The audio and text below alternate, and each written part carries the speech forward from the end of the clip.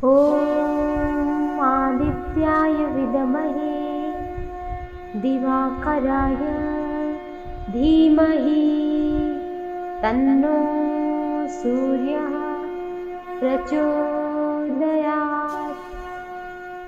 नमस्ते दोस्तों, talk and heal में आपका स्वागत है। आज हम बात करेंगे एक बहुत ही खास त्योहार मकर संक्रांति की। ये त्योहार प्रकृति में सकारात्मक परिवर्तन का प्रतीक है। ये त्योहार हमें वसंत ऋतु के आगमन का संदेश देता है। इस काल में सूर्य की शुभ किरणें पृथ्वी के वैभव और आनंद को बढ़ा देती हैं। भारत के अलग अलग शहरों में यह त्योहार अपने विशेष पारंपरिक संस्कृति के आधार पर मनाया जाता है। आइए जानते हैं मकर संक्रांति का तथ्य क्या है। 2025 में यह त्योहार अपनी उपलब्धता से कैसे प्रमुख रहेगा। भारतवर्ष में मकर संक्रांति का एक अद्वितीय स्थान है। संक्रमण शब्द तो सभी ने सुन रखा है, जिसका अर्थ होता है एक गति से दूसरी गति में प्रवेश करना या एक माध्यम से दूसरे माध्यम में प्रवेश पाना। जब सूर्य धनु राशि से मकर राशि में प्रवेश करता है, तब इस घटना को मकर संक्रांति कहा जाता है, क्योंकि सूर्य हर महीने अपनी विगत राशि को छोड़कर आगामी में प्रवेश करता है। इसलिए एक वर्ष में 12 संक्रांतियां होती हैं। ये मात्र एक राशि परिवर्तन नहीं, बल्कि ऋतुओं के परिवर्तन का भी सूचक है। जब सूर्य मेष, कर्क, तुला और मकर राशि में प्रवेश करता है, तब यह विशेष महत्व रखता है।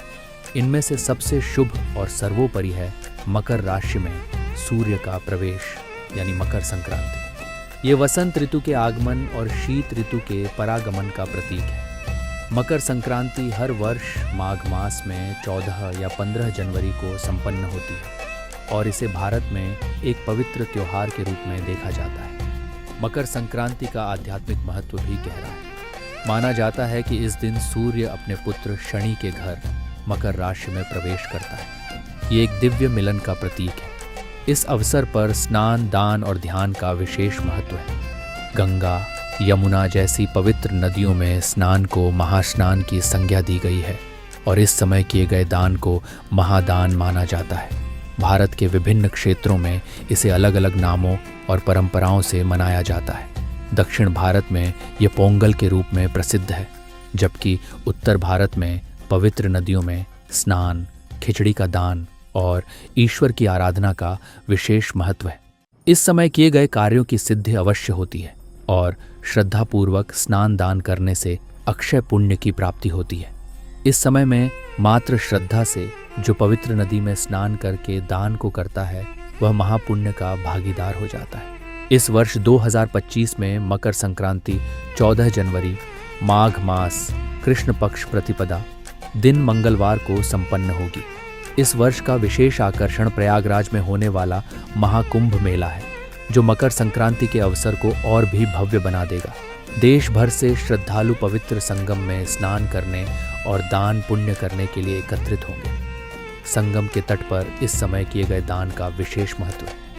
अतः श्रद्धालु गण अपनी श्रद्धा के अनुसार महादान करेंगे और अन्न की शुद्धि करेंगे और देश के कोने कोने से आए साधु संतों, महात्माओं के दर्शन कर अपने जीवन को धन्य करेंगे। इस प्रकार 2025 की मकर संक्रांति सभी के लिए दिव्य और अविस्मरणीय रहेगी। मकर संक्रांति सिर्फ एक त्योहार नहीं, बल्कि प्रकृति के बदलाव, नई शुरुआत और खुशियों का प्रतीक है।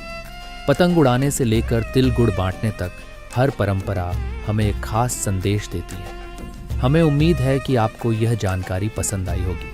आप इस त्योहार को कैसे मनाते हैं? अपनी कहानियाँ और यादें कमेंट में ज़रूर साझा करें।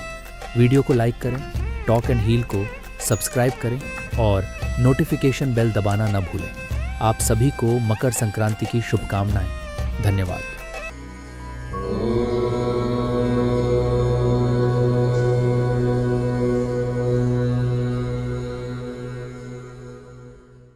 हमारा प्रयास, व्यक्तित्व का विकास।